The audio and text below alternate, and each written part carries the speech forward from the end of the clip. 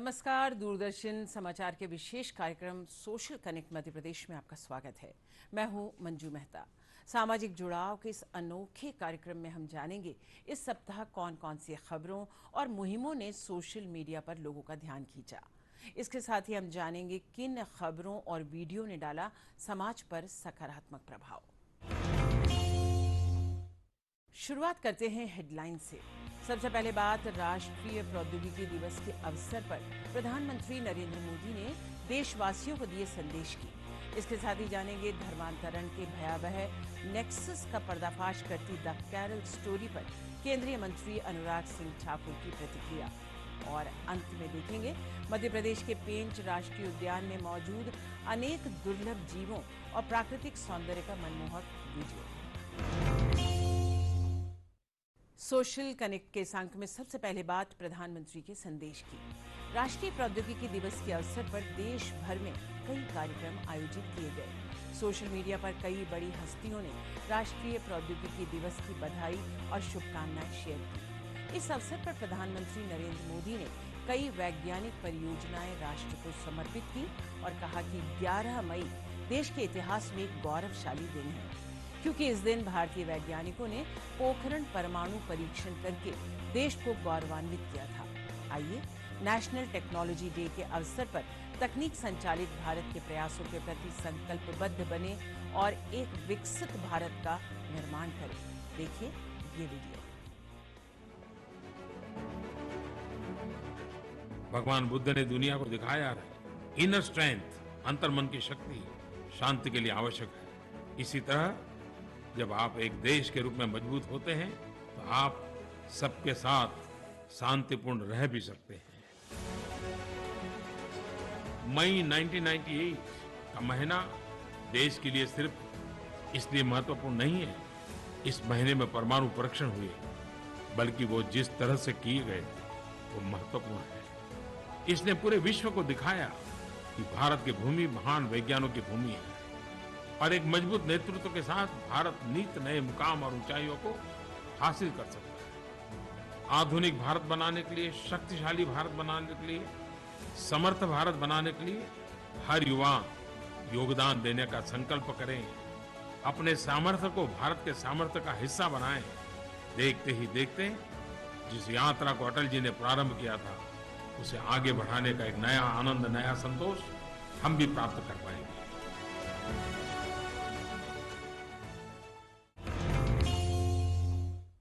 धर्मांतरण के भयावह नेक्सस का पर्दाफाश करती द कैरल स्टोरी को लेकर सोशल मीडिया पर लोगों की मिलीजुली प्रतिक्रियाएं सामने आ रही हैं। कई राज्यों में इस फिल्म को टैक्स फ्री कर दिया है तो कहीं कहीं इसके प्रदर्शन पर रोक लगा दी है।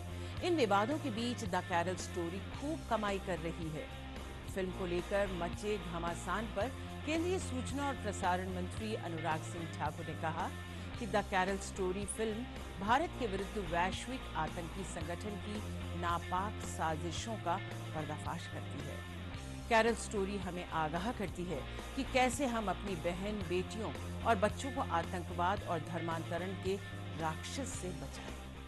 कैरल स्टोरी एक प्रयास है सच्चाई को सामने रखने का, और फिल्म हम सबको झकझोर कर रख देती है। जब आपके सामने सच्चाई आती है कि कैसे भारत की मासूम बेटियों को प्यार के जाल में फंसाकर आतंकवादी संगठनों के लिए रिक्रूटमेंट किया जाता है, वो वैश्विक आतंकी संगठन IS हो या बाकी हो, उनके लिए इन बेटियों को प्यार के जाल में फंसाकर उस राह पर चलाया जाता है जहां जन्नत दिखाकर जहन्नुम में पहुंचाने का काम किया जाता है। देखिए, प्रमोट नहीं, ये तो हमारी जिम्मेदारी बनती है। ये केवल मनोरंजन का बात नहीं, ये आपको साथ में जानकारी दे रही है कि आपके आसपास क्या घट रहा है।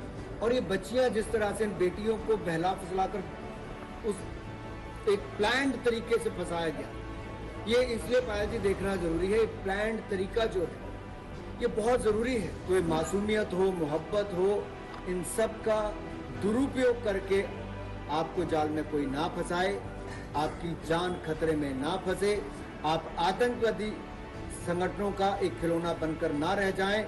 आप मानवता के खिलाफ काम करने पर ना लगा दिए जाएं एक मोहब्बत के नाम पर। ये मोहब्बत आपको जन्नत नहीं जहन्नुम की ओर ले जाती है। सकती है। केरल में तो उसको रोक नहीं पाई और फिल्म को भी रुकवाने का काम करे। क्या ये भारत की मासूम बेटियों के साथ हो रहे अन्याय के साथ कांग्रेस पार्टी खड़ी है कि खिलाफ खड़ी है? क्या वो आतंकवादी संगठनों को एक्सपोज करने के इस प्रयास के साथ खड़ी है कि खिलाफ खड़ी?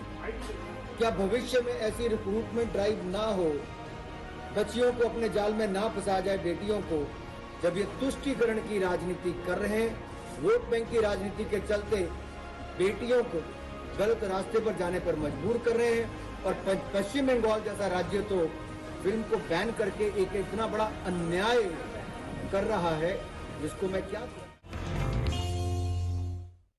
केंद्रीय माध्यमिक शिक्षा बोर्ड सीबीएसई ने 10वीं और 12वीं कक्षा के परीक्षा परिणाम घोषित कर दिए हैं, जिसके बाद सोशल मीडिया पर बड़ी संख्या में लोगों ने अपनों के रिजल्ट शेयर किए और बधाई और शुभकामनाएं दी। प्रधानमंत्री नरेंद्र मोदी और कई केंद्रीय मंत्रियों ने विद्यार्थियों को जिंदगी के इस पड़ाव को पार करने पर बधाई दी और उनके उज्जवल भविष्य की कामना की। प्रधानमंत्री ने ट्वीट किया कि विद्यार्थियों की मेहनत और दृढ़ संकल्प पर उन्हें गर्व है। प्रधानमंत्री ने छात्रों से उन क्षेत्रों पर अपनी प्रतिभा का उपयोग करने को कहा जिनमें उनकी रुचि हो। इस वर्ष सबसे खास बात ये रही कि 12वीं कक्षा के परिणामों में लड़कियों ने लड़कों की तुलना में बेहतर प्रदर्शन किया है। हालांकि केंद्रीय माध्यमिक शिक्षा बोर्ड ने इस वर्ष मेरिट लिस्ट जारी नहीं की, जिसे सोशल मीडिया पर खूब सराहा गया और इसे एक अच्छी पहल बताया गया। राष्ट्रपति भवन में आयोजित रक्षा अलंकरण समारोह में देश के वीर कर्मियों को शौर्य, अदम्य साहस और कर्तव्य परायणता के प्रति विशिष्ट समर्पण के लिए वीरता पुरस्कार प्रदान किए गए, जिसकी तस्वीरें और वीडियो सोशल मीडिया पर खूब वायरल हुए। राष्ट्रपति द्रौपदी मुर्मू ने सशस्त्र बलों, केंद्रीय सशस्त्र पुलिस बलों और राज्य एवं केंद्र शासित प्रदेश के पुलिस कर्मियों को 8 कीर्ति चक्र प्रदान किए। इनमें 5 पदक मरणोपरांत हैं। प्रदान किए गए 29 शौर्य चक्रों में भी 5 पदक मरणोपरांत हैं। रक्षा अलंकरण समारोह में प्रधानमंत्री नरेंद्र मोदी, रक्षा मंत्री राजनाथ सिंह और सूचना और प्रसारण मंत्री अनुराग सिंह ठाकुर भी उपस्थित रहे। प्रधानमंत्री ने ट्वीट कर समारोह की तस्वीरें साझा की। देखिए ये वीडियो। माननीय प्रधानमंत्री जी 24 अप्रैल 2022 को सार्वजनिक रैली के लिए जम्मू रवाना होने वाले थे। उसी बीच सूत्रों से फिदायिन हमले की सूचना प्राप्त हुई और तुरंत कैप्टन राकेश, वर्तमान में मेजर, अपनी टीम के साथ घटनास्थल पहुंचे और आतंकवादियों को पकड़ने के लिए उन्होंने ड्रोन्स की मदद से हवाई निगरानी प्रारंभ की और साथ ही घेराबंदी भी शुरू कर दी। परंतु आतंकवादियों ने घेरा तोड़ने के लिए टीम पर अंधाधुंध फायरिंग शुरू कर दी। त्वरित कार्रवाई करते हुए बहादुर अधिकारी ने बड़ी चतुराई से आगे बढ़कर सटीक निशाना लगाते हुए एक आतंकवादी को मार गिराया और फिदायिन हमले को नाकाम किया। अपनी असाधारण वीरता, सामरिक युद्ध कौशलता और कर्तव्य परायणता का अद्वितीय उदाहरण प्रस्तुत किया। Major Rakesh TR.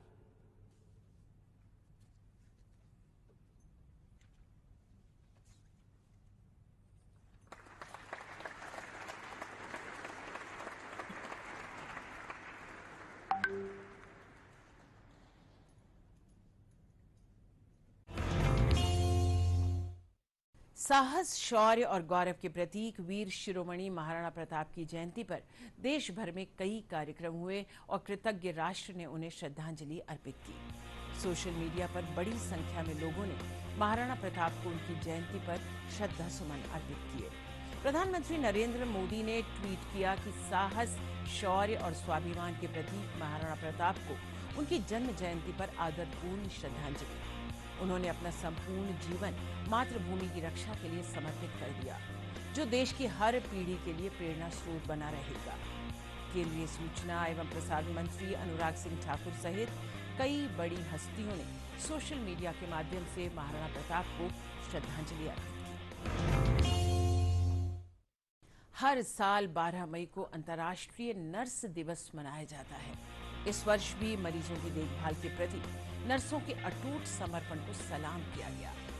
Social media के माध्यम से बड़ी संख्या में लोगों ने कोविड महामारी के दौरान नर्सों के प्रयासों को याद किया और उनकी सच्ची करुणा की तस्वीरें और वीडियो शेयर किए।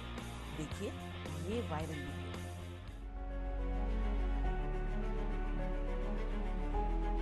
In the darkest of times emerged the heroes unseen, answering the desperate humanity's call against COVID-19. Nurses are COVID warriors whose courage and dedication enabled us to bravely combat the pandemic.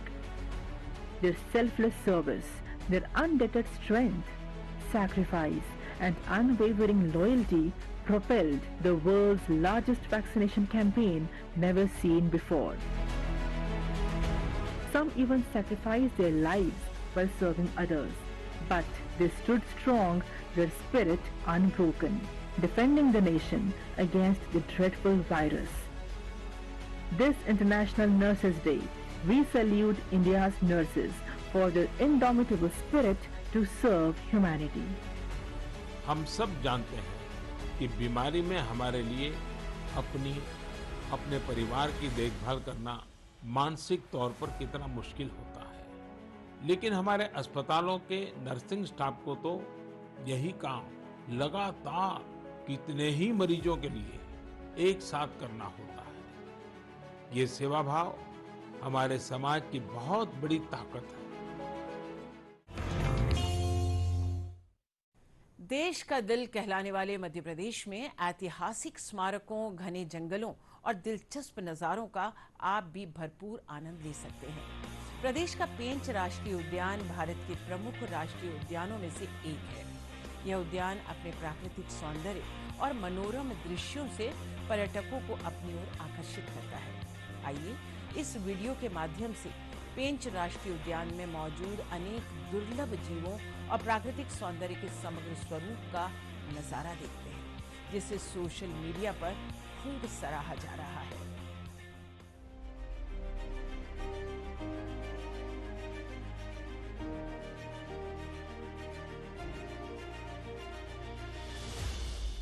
देश का सर्वश्रेष्ठ tiger reserve होने का गौरव प्राप्त करने वाले पेंच राष्ट्रीय उद्यान को 1993 में टाइगर रिजर्व घोषित किया गया। सिवनी और छिंदवाड़ा जिले की सीमाओं पर 292.83 वर्ग किलोमीटर में फैले इस राष्ट्रीय उद्यान का नामकरण इसे दो भागों में बांटने वाली पेंच नदी के नाम पर हुआ है। खूबसूरत झीलें, ऊंचे पेड़ों के सघन झुरमुट, रंग बिरंगे पक्षियों का कलरव, शीतल हवा के झोंके, सौंधी सौंधी महकती माटी और वन्य प्राणियों का अनूठा संसार। सचमुच पेंच राष्ट्रीय उद्यान में प्रकृति के समूचे तन बदन पर हरितिमा का ऐसा अनंत सागर रोम रोम में सिहरन भर देता है।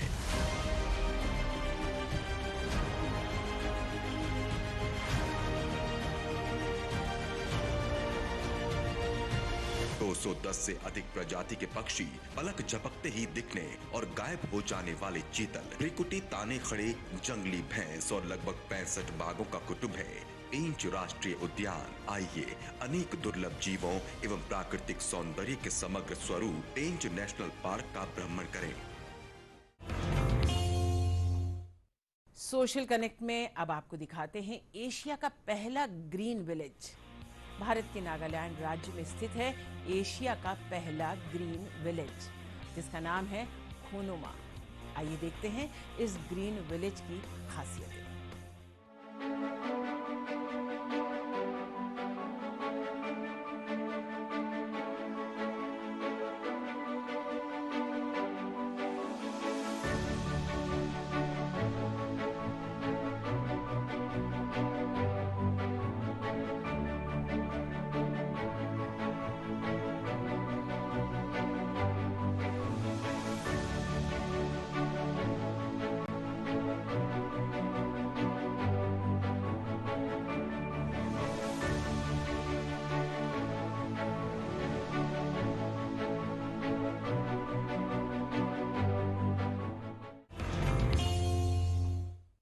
आज के कार्यक्रम में बस इतना ही। इस कार्यक्रम से जुड़े सुझाव आप हमें हमारे ईमेल socialconnectmp@gmail.com पर भेज सकते हैं। अगले अंक में हम फिर हाजिर होंगे सोशल मीडिया की प्रमुख हलचल के साथ। तब तक के लिए दीजिए इजाजत। नमस्कार।